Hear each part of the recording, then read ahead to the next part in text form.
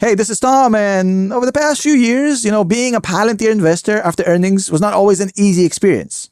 Not today. Not today, sir. Today, we're talking about great earnings, great results, and absolutely a fantastic quarter by Palantir.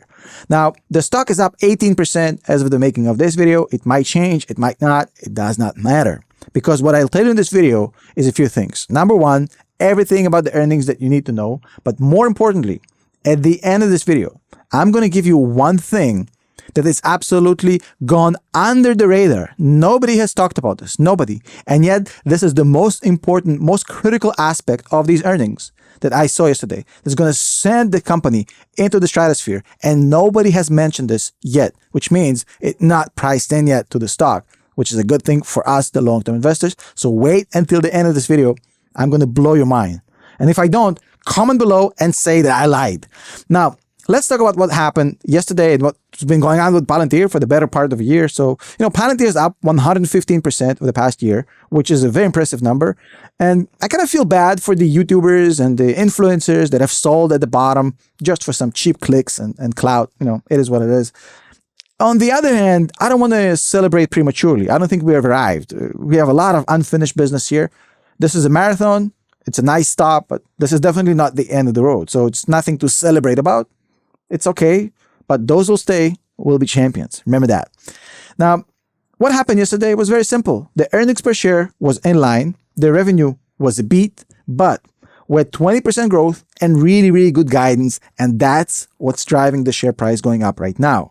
We also completed 5 consecutive quarters of GAAP profitability, which puts Palantir deep into that S&P 500 inclusion, which is already priced in. I have no doubts about that.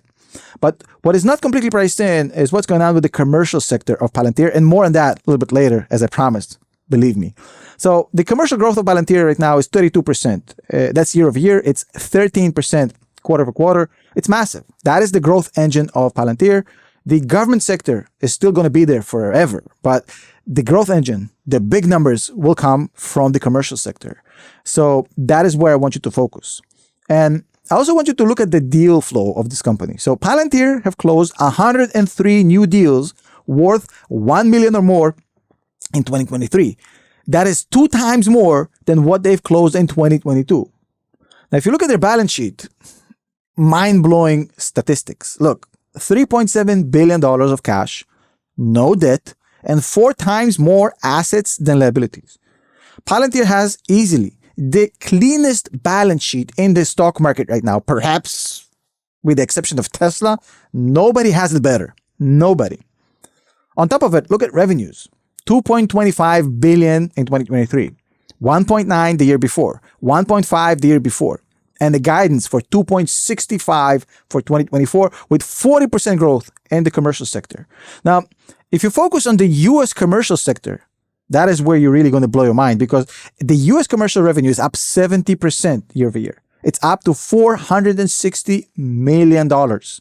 Now, the crazy part about this, that just 2 years ago, this thing was $201 million. So the company more than doubled its US commercial revenue in just 2.5 years. That is absolutely insane, especially since I've already told you this is going to be the growth engine of the company. And right now, it's definitely firing on all cylinders, no doubt.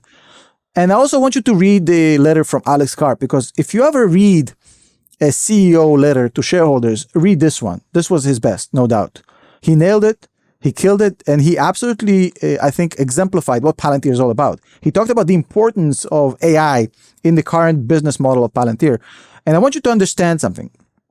Palantir, unlike these other companies who are now, getting on board the AI train, Palantir is a company that was built from the ground up to be an AI company before anybody knew what an AI company is.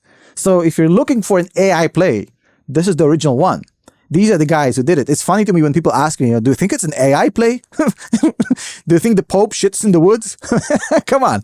In 2023, Palantir held 600 pilots of AIP and 500 boot camps. That is 5 times more than the previous year.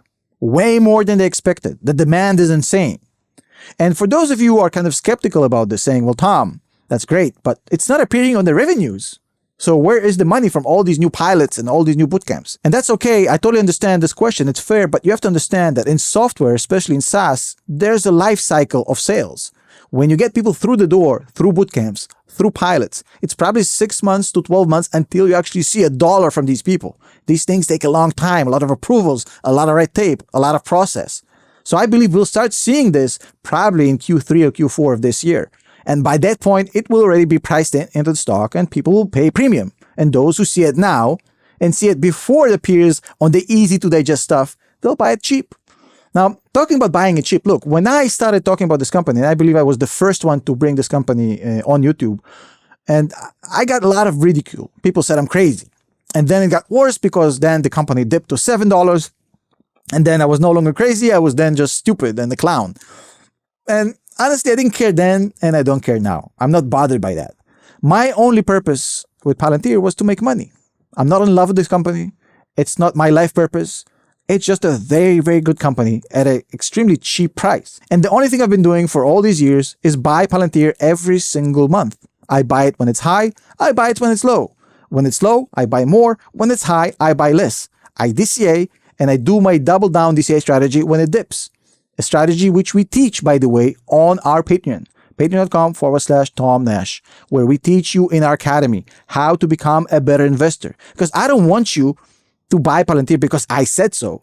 I don't want you to not buy Palantir because mainstream media told you it's a bad stock. I don't want you to make any investment decisions based on what anybody else told you about this company or any other company. So join our academy. There's a few spots left. We'll teach you how to read balance sheets, how to read financial statements, how to read income statements, cash flows, how to do your own DCF, how to become an actual proper long-term investor and not a sheep. Because at the end of the day, that's simply just the goal of our channel. And if you want to take the next step, I'll see you on Patreon. Now, a lot of people ask me, well, Tom, what is this 18% thing, right? What if Palantir doesn't hold it? What if it drops it like a ball? And then we're all going to be sad and we're going to cry. I don't care. I don't care. And neither should you. The beauty about being a long-term investor is that we don't care about short-term price swings. In fact, we get excited when the stock drops. We don't care. So that's one of the beautiful things about being a long-term investor, about dollar cost averaging, and about not paying attention to the noise. It's very liberating. I highly recommend that. Now, I promised you in the beginning of this video that it's going to be quick, but I also promised you that I'll give you something that nobody else is talking about, which is critical to the success of this stock and this company, which is absolutely under the radar right now and completely not priced in. Now, you see, everybody understands that Palantir has two lines of business, the commercial and the government. Sure. But nobody's talking about the fact that the commercial sector of Palantir is diverging right now. While we have the old legacy clients, which are important and they'll always be there, the new breed of client that's walking in through the door right now to Palantir is a whole different beast. We're talking about the AIP clients, the clients that are coming in with better margins, with better scalability, with more total addressable market. Clients that are absolutely agnostic to whoever gives them the best solution. They're coming to Palantir because they have the goods. These clients are coming to Palantir because they want the best. Palantir is going to win the AI wars simply because they don't care who's going to have the best generative AI LLM. It doesn't matter. Palantir builds the operating system on which any platform will work, any company.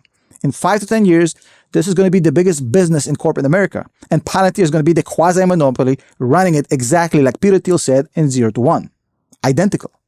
And the crazy part about this, nobody's talking about this, nobody's saying a word, and this is not yet priced in. Now, look at the numbers, and you'll see this story. You'll see that I'm not blowing smoke up your bum. Revenues are up 20%. You know this. Look at operating expenses, only up 3%. Look at SG&A, down 15%. Have you ever heard of a company that gave you 20% more revenues with identical operating expenses and less SG&A? I've never seen anything like this. What about Q4? Q4 revenues, up 20%. Sure. Net income, 100 million. Last year, same quarter, 33 million. So net income goes by 300% from 33 to 100, while the revenues only go up 20%. You seeing what I'm talking about here? The scalability, the margins. Look at the gross margin, up from 80 to 84%. Look at the operating income. Operating income was negative 62 million last year. Now it's 65 million positive. Look at cash from operations, 80 million in Q4, just last year. $301 million this quarter. The margin just went up from 15 to 50% in a single year, and nobody's pricing these things in. Now, Karp has talked about it. He alluded to it in the conference call. And actually, I did a whole supercut, 12 minutes of everything he said that's important. It's on my profile on X. I am Tom Nash. Go and watch it right now. And when you watch that clip, you'll notice he was cocky. He was arrogant. But he can back it up with the best of them. And he did. What a quarter, what a year. Now, look, going forward, I think the question for Palantir is, what kind of price do you want to put on that? What's the price tag for Palantir? And a lot of people ask me, well, Tom, that's a great company, but isn't it too expensive right now? Well, look at price to sales. If you don't believe anything I've said so far, just look at the price to sales. The price to sales for Palantir shows me that it's not expensive. Yes, it's not the cheapest stock in the market, I agree, but it's not expensive.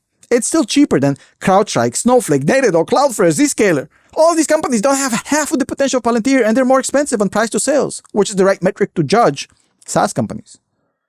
So the thing here about Palantir is very, very simple. I don't want you to buy it because I said so. That's not the point of this video. That's not the point of this channel. I want you to do the research for yourself and make a smart decision. That's why I built Stock MVP, stock-mvp.com, a platform that you can use to research stock yourself, not listen to the noise in mainstream media and not buy it because some YouTuber told you to. Go to stock-mvp.com, try it for 7 days for free, and then I promise to you, you'll fall in love with it. And if not, no harm, no foul. Thank you so much. I'll see you in the next one. Go Blue, and shout out to the Palantir management for a beautiful quarter.